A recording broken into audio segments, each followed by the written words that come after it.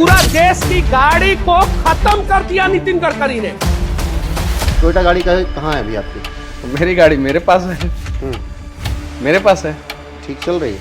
अभी तो ठीक चल रही है। उस दिन क्या हुआ था? प्रॉब्लम था गाड़ी में भाई। 40 लाख की गाड़ी में पानी मिला के डालना होता और वीडियो बनाना होता तो फिर एक मोटरसाइकिल में डाल के बना लेता।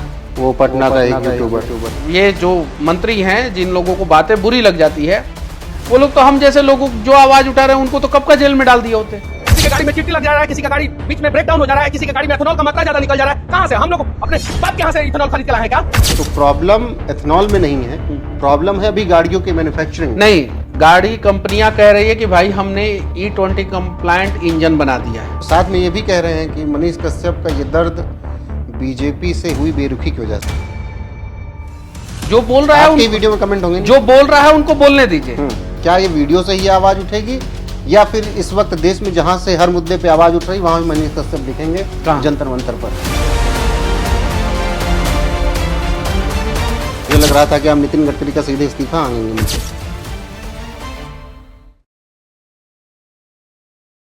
स्वागत है एनएफ न्यूज पर, मैं हूं आपके साथ रोहित। देश में इस वक्त दो लोगों की बहुत चर्चा है, एक केंद्रीय मंत्री नितिन गडकरी जी की और दूसरी मनीष कश्यप की। अब मनीष कश्यप को आप चाहे यूट्यूबर कहिए, बीजेपी का पूर्व नेता कहिए या फिर बिहार का एक उभरता हुआ चेहरा नेता कहिए, कुछ भी कह लीजिए, लेकिन एथेनॉल के मुद्दे पर गदर मचाया और नितिन गडकरी ने उन्हें जवाब भी दिया। जो जवाब दिया उसमें एक शब्द को लेकर बड़ा बवाल हो गया। अब उसके बाद मनीष कश्यप लगातार वीडियोस पर वीडियोस बनाए जा रहे हैं और तमाम चीजें बता रहे हैं नितिन गडकरी को, यहां देखिए यहां देखिए। आज दोनों के बयानों पर, मनीष कश्यप के दावों पर, इसी पर चर्चा करेंगे। मेरे साथ इस वक्त मनीष कश्यप मौजूद है, बहुत बहुत स्वागत है। बहुत बहुत धन्यवाद। टोयोटा गाड़ी कहाँ है अभी आपकी? मेरी गाड़ी मेरे पास है। मेरे पास है। ठीक चल रही है? अभी तो ठीक चल रही है। उस दिन क्या हुआ था? प्रॉब्लम था गाड़ी में।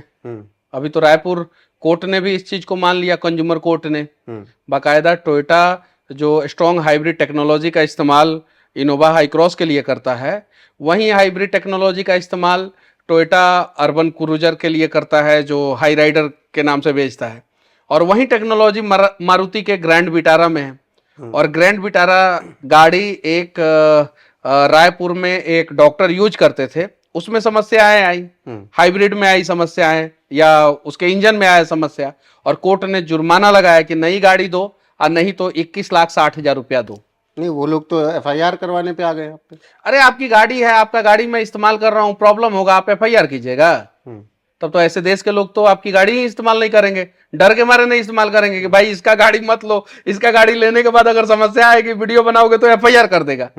ये ट्रेंड तो आज तक देश में नहीं था, और बाकायदा अब तो समस्या आ गई, सामने आ गया, न्यूज आ गया, सब कुछ। भाई जो टेक्नोलॉजी मेरी गाड़ी में इस्तेमाल होता है वही टेक्नोलॉजी ग्रैंड विटारा में है, मारुति का।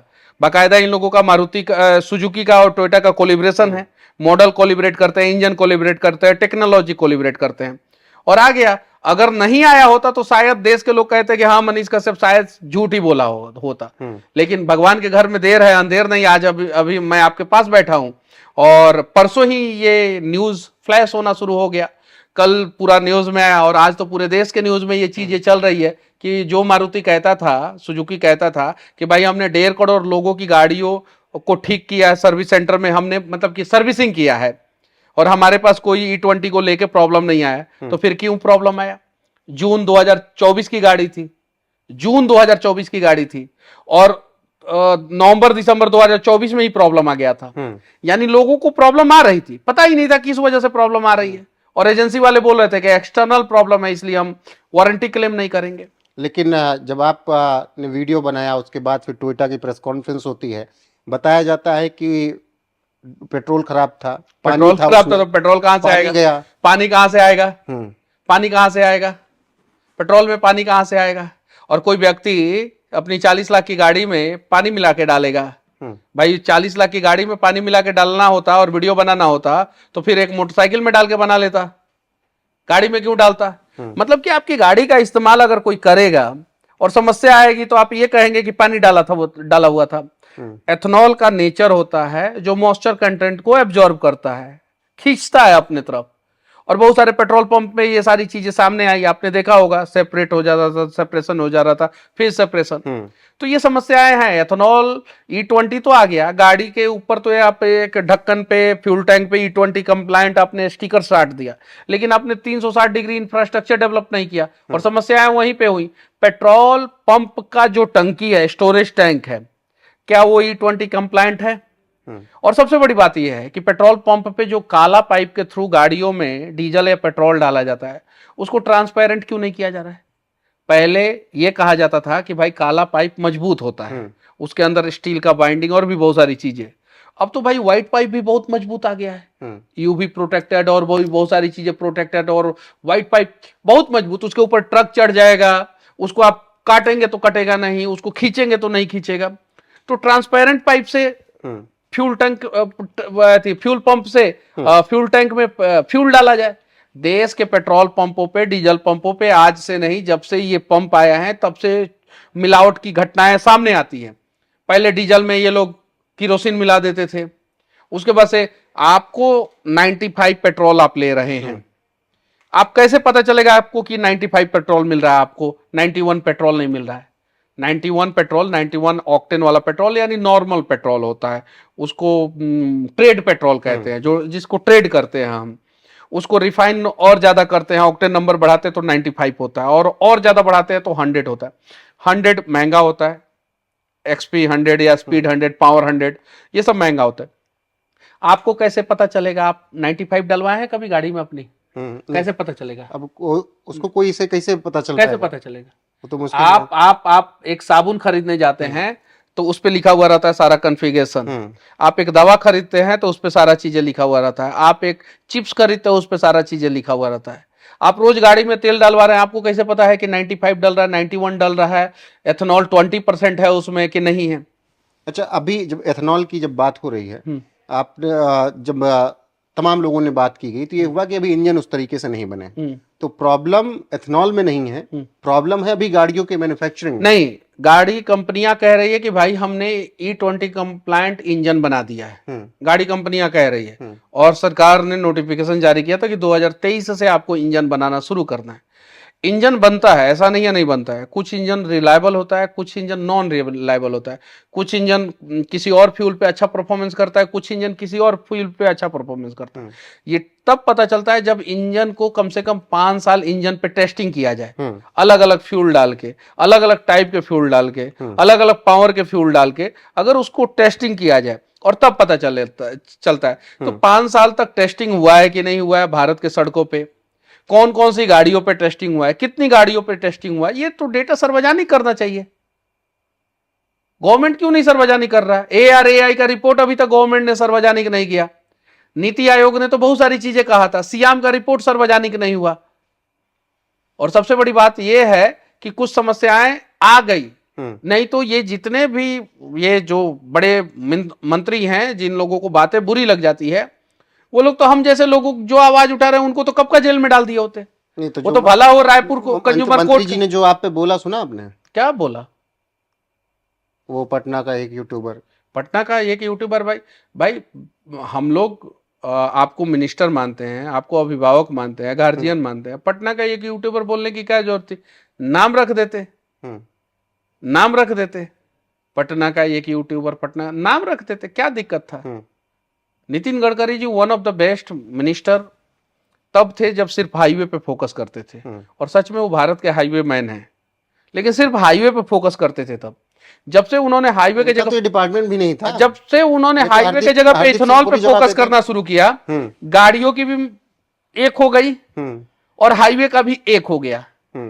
हाईवे का भी कंडीशन अब बताने की जरूरत नहीं है, किस स्पेस टेक्नोलॉजी से हाईवे पे पैचिंग डाला जा रहा है, बाकायदा टांका डाला जा रहा है हाईवे पे, और किस स्पेस टेक्नोलॉजी से भाई गाड़ियों की स्थिति खराब हो रही है।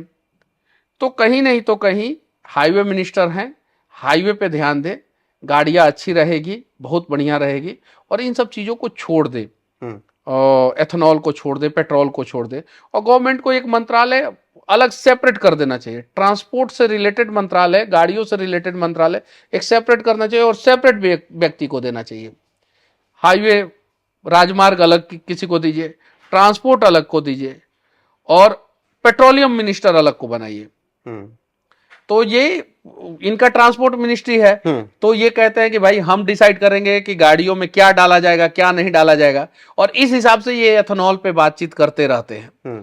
तो नितिन गडकरी जी एथेनॉल पे क्यों बातचीत करते रहते हैं? क्योंकि वो ट्रांसपोर्ट मिनिस्टर भी हैं। तो गाड़ियां किस फ्यूल से चलेगी, किस नॉर्म्स से चलेगा, इसलिए वो बात करते हैं इस पे। जबकि उन्हें इतना बात करना ही नहीं चाहिए, उन्हें भाई नॉर्म्स तय करना चाहिए। भाई इथेनॉल की क्वालिटी क्या है क्या नहीं है, इस पे तो भाई पेट्रोलियम मिनिस्टर को बात करना चाहिए। पेट्रोल में कितना % इथेनॉल मिल रहा है, सही है कि नहीं है, उससे क्या नुकसान हो रहा है, इस पे पेट्रोलियम मिनिस्टर को बात करना चाहिए। और हाँ, गाड़ियां 20% एथेनॉल कैपेबल है कि नहीं है, इस पे इन्हें बात करना चाहिए। तो ये तो भाई पेट्रोल का रेट से लेके सब कुछ बताने लगते हैं कि भाई अगर शुद्ध पेट्रोल चाहिए तो आपको पैसा देना होगा और ज्यादा देना होगा। तो ये सारी चीजों पे नितिन गडकरी जी को फोकस ना करके अपना जो हाईवे है उस पर फोकस करें, और जो उड़ने वाला बस मंगाने वाले हैं उस पर फोकस करें, तो जल्दी उड़ने वाला बस आ जाएगा। जब मैं आपके सोशल मीडिया पर फोकस कर रहा था तो पिछले कई दिनों से केवल एक ही चीज पे फोकस मनीष कश्यप का है, E20 और पेट्रोल। नहीं, उसके अलावा भी बहुत सारी चीजों पे फोकस है। मैं अलग अलग जैसे एक वीडियो आया मनीष कश्यप का, सिस्टम से सीधा सवाल, जो पेट्रोल हम खरीद रहे हैं क्या गारंटी वो असली है? हाँ, एक और वीडियो आया E20 पेट्रोल की कड़वी सच्चाई, बार बार टैंक साफ करने के चक्कर में जनता का पैसा और तेल बर्बाद। अरे भाई सुनिए, फिर यहाँ तक कि शेखर सुमन का भी एक वीडियो डाल के आपने कहा कि धुआं उड़ा रखा है। ये बताता है कि विरोध ही करना है। नहीं, एकदम विरोध नहीं करना है। सरकार से सवाल का मतलब विरोध होता है जी। ये कब से नैरेटिव सेट हो गया कि गवर्नमेंट से सवाल पूछने का मतलब विरोध हो गया? भाई हमारी गाड़ियां खराब हो रही है, गाड़ियां बंद हो जा रही है, सड़कों पे रुक जा रही है, समस्याएं आ रही है, हम सरकार से सवाल पूछे तो विरोध हो गया। विरोध का मतलब है कि भाई बेवजह किसी भी बात पे सरकार अच्छा करे तो भी सवाल कीजिए। भाई गवर्नमेंट अच्छा करती है, हम लोग सवाल कहां करते हैं? नहीं करते हैं। और गवर्नमेंट जब जनता के साथ गलत करेगी या उसकी कोई नीति जनता को पसंद नहीं होगा तो उस पर सवाल किया जाता है, और सवाल का जब जवाब गवर्नमेंट नहीं देता है तो वो अपने आप में विरोध लगने लगता है। भाई हम लोग सवाल कर रहे हैं और अपने सरकार ये से तो सवाल ऊपर वाले सवाल सुनिए ना, अपने सरकार से सवाल कर रहे हैं। हम दुबई के शेख से या पाकिस्तान के प्राइम मिनिस्टर या चीन के प्राइम मिनिस्टर या अमेरिका के प्रेसिडेंट से नहीं कर रहे हैं। हम अपने देश के जो जवाबदेह मंत्री इथेनॉल मिनिस्टर हैं, जो पेट्रोल मिनिस्टर हैं, उनसे सवाल पूछना चाह रहे हैं। अच्छा, ये आपने ऊपर तो सवाल किए, फिर लेकिन जब आपने तमाम इंटरव्यूज के वीडियो सुनकर वीडियो बनानी शुरू की तब लोगों ने कहा कि ये विरोध। जैसे जब माइलेज नापने वाला उन्होंने एक इंटरव्यू में बताया, हालांकि वो सबको फनी लगा कि ये क्या बता रहे हैं, लेकिन फिर उस पर मनीष कश्यप के वीडियो आने लगे तो ये कहा जाने लगा कि एक वीडियो गडकरी का देख रहे हैं, गडकरी को टारगेट कर रहे हैं। नहीं, सवाल मेरे ऊपर FIR की बात हो और मैं जवाब भी नहीं दूं, वाह रे वाह, ये कौन सा नैरेटिव है भाई? गडकरी जी माइलेज नापने का बात बोले हैं, पता है क्या बोले हैं? क्या बोले हैं? जाके कंपनी में पूरा फुल फ्यूल, मतलब आप तक जीवन में अभी तक आपका जो मोटरसाइकिल एवरेज देता था उसको उस पर भरोसा नहीं है, और उस पर अगर मैं वीडियो बना दूं तो ये विरोध हो गया। ये कैसा बात हो गया? ये तो गलत बात है। माइलेज कैसे नापते हैं? गडकरी जी सही बोल रहे हैं या तो कंपनी सही बोल रहा है? कंपनी ने स्पीडोमीटर पे माइलेज क्यों बताया कि भाई इतना का माइलेज आपकी गाड़ी देती है? तो सारे कंपनियों पे केस होनी चाहिए कि भाई तुम आज तक जनता को गुमराह करते रहे हो, झूठ बोलते रहे हो। मैंने बोला कि एथेनॉल की वजह से माइलेज गिर रहा है, उन्होंने बोला कि भाई माइलेज आप यहां पे नहीं नाप सकते, आप एजेंसी में जाके नाप सकते हैं। कि इंटरव्यू में उन्होंने बाकायदा बोला, सवाल मैंने किया कि भाई एथेनॉल से माइलेज गिर रहा है, उनसे नहीं किया, मैंने अपने सोशल मीडिया के माध्यम से किया। अब भाई कहां से माइलेज नापा जाए? नोएडा में आप चला रहे हैं, नोएडा से दिल्ली, इसके बीच में आप कैसे माइलेज नापेंगे कि आपकी गाड़ी रियल टाइम पे क्या माइलेज दिया है? कैसे नापेंगे? एजेंसी में जाके नापेंगे? एजेंसी में कैसे खड़ा करके नापेंगे? कैसे नापेंगे? मतलब क्या ये है? और इन्हीं सब चीजों पे अगर लॉजिकली बात कर दिया जाए तो ये विरोध थोड़ी हुआ। अच्छा, अभी एक और यूट्यूबर उत्तराखंड के हैं, सौरभ जोशी, उन्होंने भी ऐसी वीडियो बनाई कि उनका माइलेज कम हो रहा है, 17 का माइलेज 5 पर पहुंचाया। उन्होंने ये कहा था कि एथेनॉल में प्रॉब्लम नहीं था, मेरे गाड़ी के इंजन में प्रॉब्लम था। प्रॉब्लम था ना? वो कहने का तरीका उन्होंने बदल दिया, मोल्ड कर लिया। मतलब साफ साफ उन्होंने बोला ना कि भाई गाड़ी के इंजन में प्रॉब्लम था, बोला कि नहीं? तो भाई गाड़ी कंपनी डिसाइड कर दे कि वो इतना खराब इंजन क्यों बना रहा है। तो असली लड़ाई तो गाड़ियों से है ना फिर आप लोगों की, किसकी? जो गाड़ी चला रहे हैं। नहीं, असली लड़ाई शुद्ध पेट्रोल के लिए है। क्या शुद्ध हवा मिल रहा है आपको? नहीं। शुद्ध पानी मिल रहा है? शुद्ध दूध मिल रहा है? नहीं, कुछ शुद्ध पनीर मिल रहा है? बिल्कुल नहीं। तो शुद्ध पेट्रोल भी नहीं मिलेगा। पेट्रोल में भी मिलावट किया जाएगा। आपका लीवर, आपका डाइजेस्ट सिस्टम, ये सारी चीजों को एक्सेप्ट कर ले रहा है, गाड़ियां एक्सेप्ट नहीं कर पा रही है, गाड़ियों को प्रॉब्लम हो रहा है। और सौरभ जोशी ने बकायदा वीडियो बनाया था, अगले वीडियो में बोल रहे हैं कि भाई हमारे गाड़ी के इंजन में प्रॉब्लम था। प्रॉब्लम तो है ना, कहीं ना कहीं तो प्रॉब्लम है। तो सरकार बता दे कि इंजन में प्रॉब्लम है कि फ्यूल में प्रॉब्लम है। प्रॉब्लम तो है। तो मैं ये कह रहा हूं आप पे तो नहीं आ रहा दबाव। बिहारी हैं, दबाव में नहीं झुकते हैं। गलवान घाटी का इतिहास उठा के देख लीजिएगा, 5000 चाइनीज सैनिक और इधर से बिहार रेजिमेंट जान दे दिए, लेकिन 1 इंच जमीन नहीं दिए। लोगों के लिए आवाज उठा रहा हूं मैं। अगर दबाव में झुकना होता तो पहले दूसरे तीसरे दिन ही झुक जाता। अभी तक अगर खड़ा हूं तो लोगों के लिए खड़ा हूं, क्योंकि मैं अपनी गाड़ी में 167 रुपया लीटर भी पेट्रोल डलवा सकता हूं, मुझे कोई दिक्कत नहीं होगा। लेकिन आम लोगों को दिक्कत होगा, आम लोगों को समस्याएं होगी। तो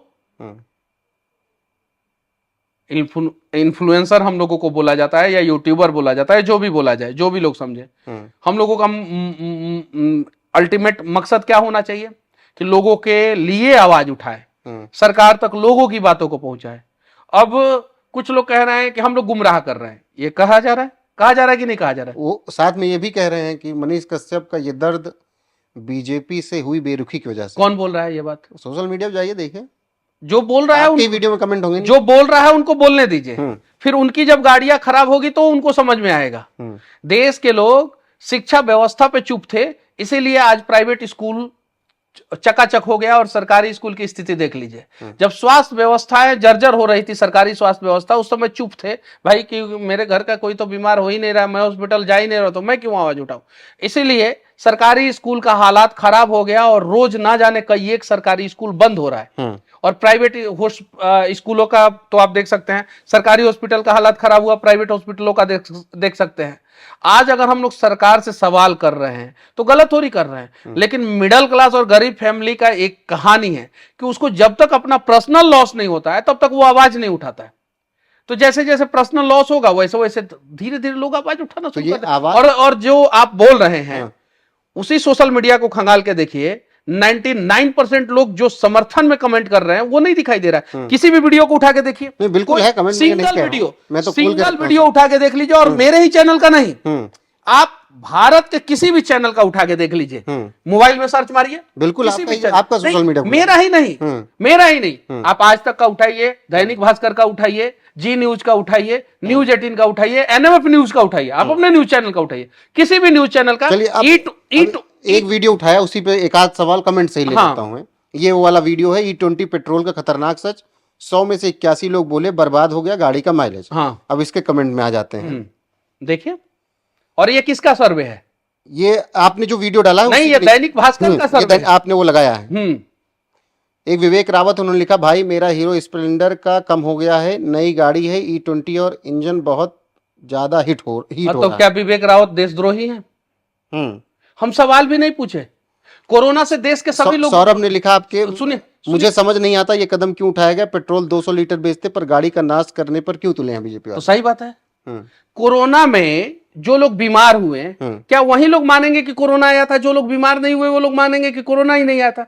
जिनकी गाड़ियां खराब हुई वही लोग कहेंगे कि E20 से नुकसान हो रहा है, जिनकी नहीं खराब हुई वो नहीं मानेंगे कि भाई E20 से नुकसान भी हो सकता है। यकीन मानिए, जो गाड़ी का लाइफ साइकिल, जो इंजन का लाइफ साइकिल पेट्रोल इंजन का 15 साल का था, ये बिना सोचे समझे इसको इंप्लीमेंट करने से उसका लाइफ साइकिल घट गया है। और बाकायदा ये लोगों ने माना है कि जो गैस किट और जो रबर पार्ट्स आपको 50,000 किलोमीटर पे बदलवाना था उसको 30,000 पे बदलवाइए। बाकायदा ARAI ने मान लिया कि भाई आपकी गाड़ियों का एवरेज 6% तक डाउन हो सकता है।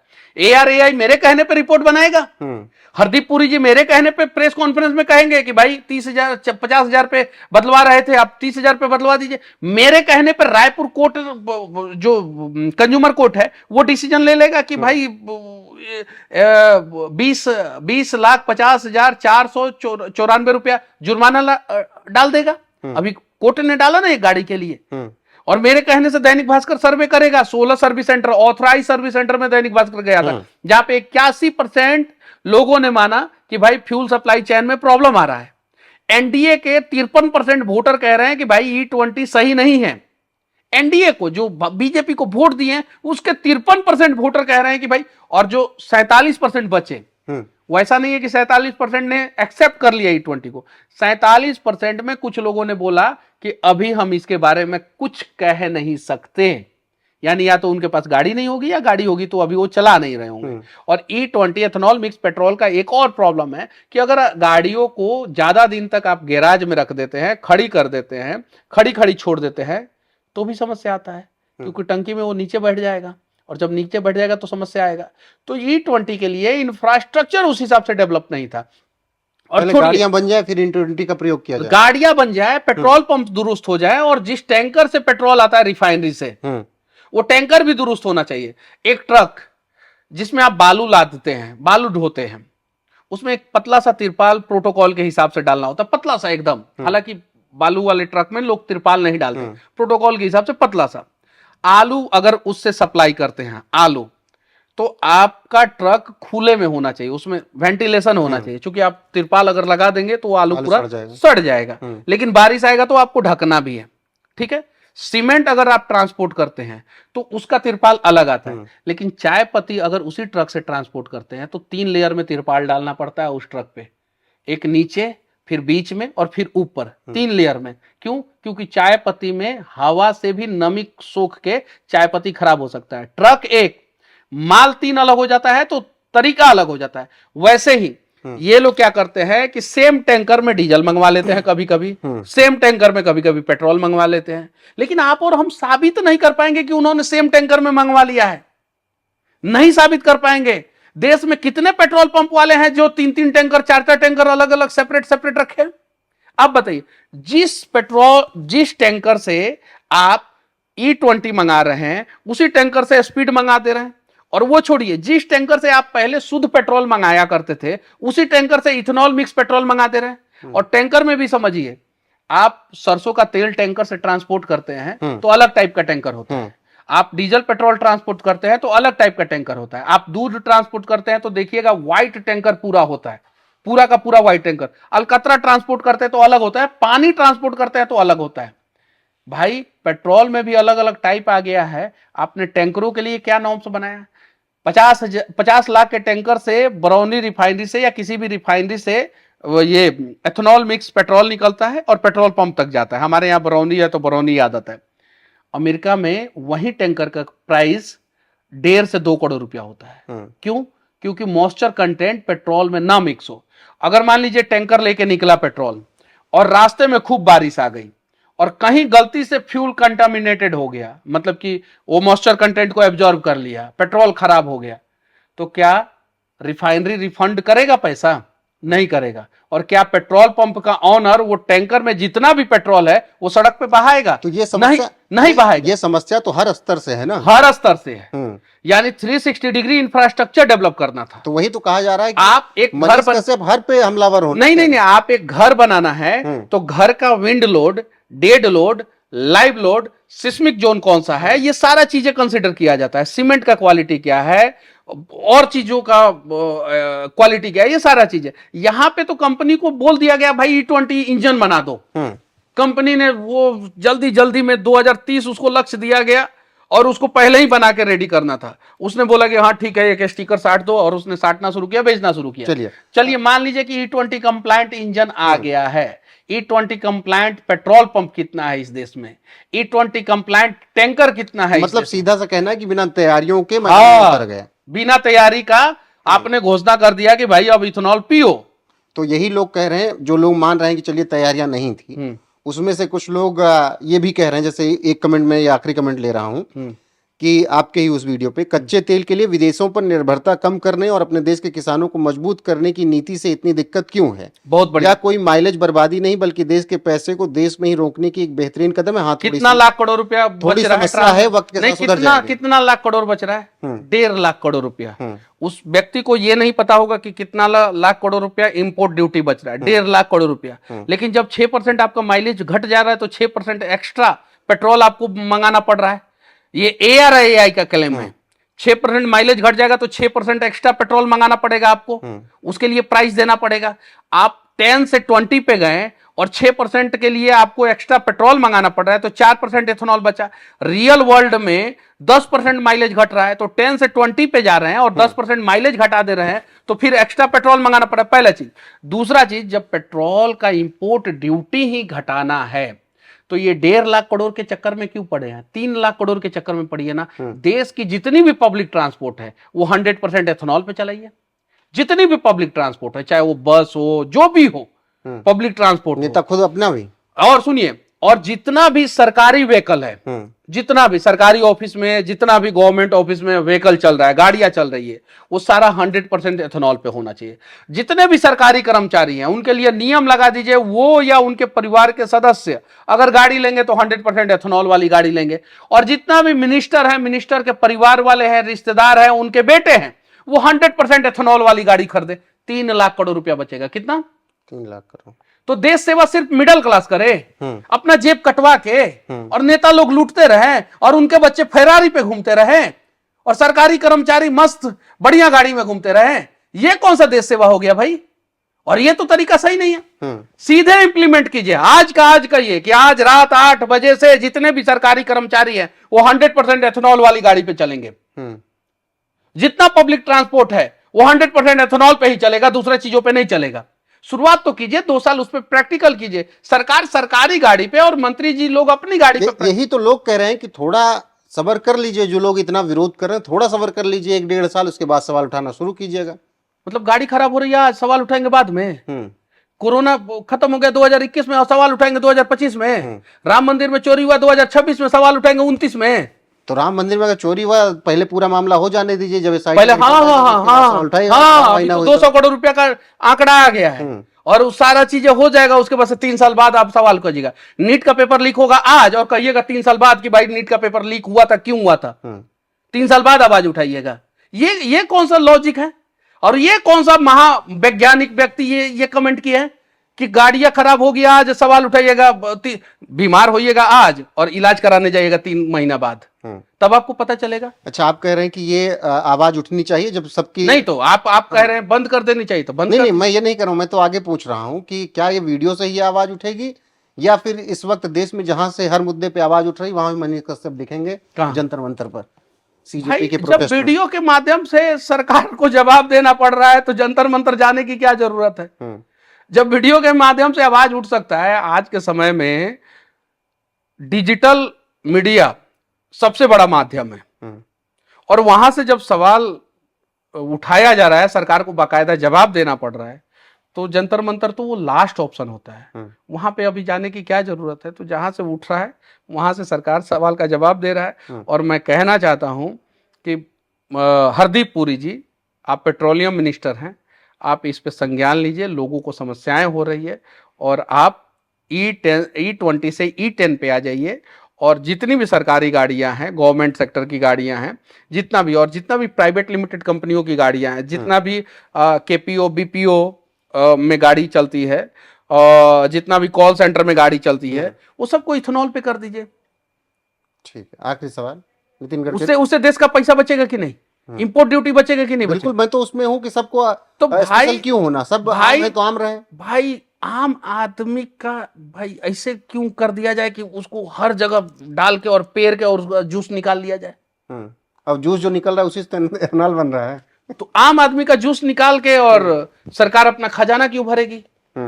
ये भी तो गलत है। अच्छा, दो सवाल मेरे दिमाग में आ गए। एक, मनीष कश्यप को लोग ये भी कह रहे हैं कि उस चीज पर नहीं बोल रहे हैं जिस पर नितिन गडकरी हर बार मानहानि का केस कर देते हैं कि एथेनॉल के लिए जो प्यार है बेटे का, लोग कहते हैं कि बेटे की वजह से सब कुछ हो रहा है। मनीष कश्यप उस पर नहीं बोल रहे हैं। बेटे पे क्या जरूरत है बोलने का? सब यही कहते हैं। कौन कहता सब है? उसी के लिए, मैं तो उन्हीं के मैंने लिए तो बहुत बार बोला है, लेकिन आप जो सवाल पूछे उस सवाल का मैंने बोला है बहुत बार, लेकिन आप जो सवाल पूछे उस सवाल का मैं जवाब दे रहा हूं। उनके बेटे पे हम क्यों बोले? उनके बेटे हैं क्या? एक आम आदमी है, मिनिस्टर तो है नहीं, लेकिन मैंने बोला है, मैं फिर बोल दे रहा हूं कि 10 से ज्यादा वीडियो में मैंने बोला है, लेकिन क्या जरूरत है? हम जवाबदेही अपने जिसकी है सवाल उससे। जवाबदेही जिसकी है उससे सवाल पूछेंगे ना, तो उसे पूछ रहे हैं हम सवाल। और देश के लोगों को सीखना चाहिए कि एक मिनिस्टर अपने बच्चे से इतना प्यार करता है कि देश का नीति निर्धारण ही बदल देता है, तो देश के लोग भी अपने बच्चों से प्यार करें और अपने बच्चों के भविष्य के बारे में सोचें। और जिस दिन देश के लोग अपने देश के साथ साथ अपने देश के बच्चों के भविष्य के बारे में सोचना शुरू कर देंगे, यकीन मानिए फिर कोई पेपर लीक के कारण बच्चे को आत्महत्या करने की जरूरत नहीं पड़ेगी। और एक मध्यम वर्गीय परिवार का अगर गाड़ी बार बार खराब होगा और साल का अगर 10,000 रुपया एक्स्ट्रा खर्च उसको को पड़ जाएगा, 10,000 रुपया सिंपल, तो वो किस पे असर पड़ेगा? उसके बच्चे के पढ़ाई पे असर पड़ेगा।